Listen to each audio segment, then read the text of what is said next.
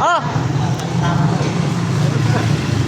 Dahil ang dami ng pera paparok, siyempre hindi na papalitan.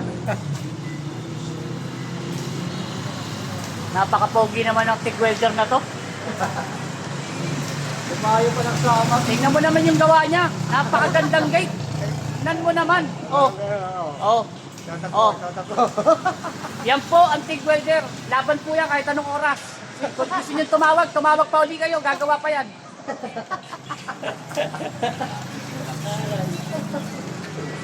Tingnan mo naman.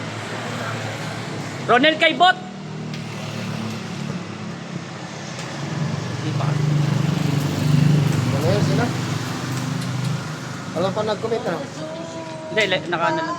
Ay, live lang? Video lang.